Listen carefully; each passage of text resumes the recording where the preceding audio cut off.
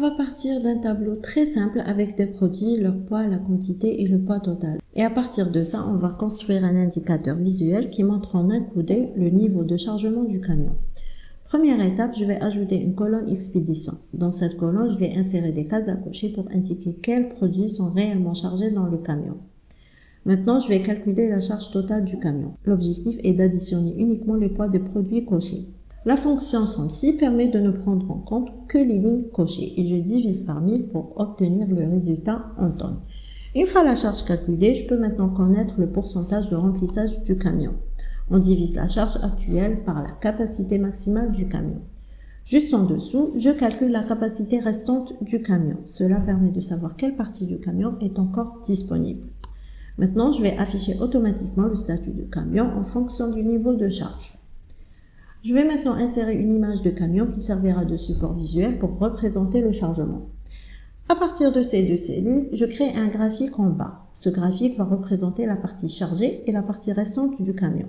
Je vais ensuite intervertir les lignes et les colonnes pour obtenir une barre horizontale.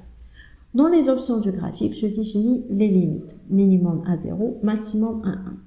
Je supprime maintenant tous les éléments non nécessaires, le titre, les axes.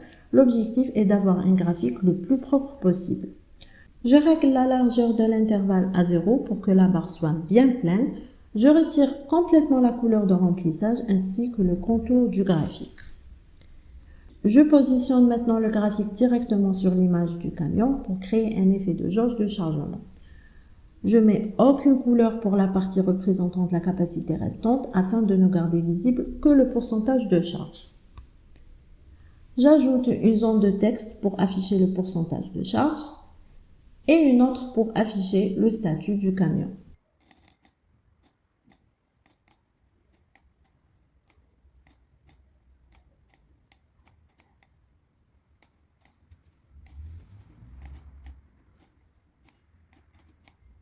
Enfin, je masque ces deux cellules en changeant la couleur de la police en blanc pour garder un tableau propre et professionnel.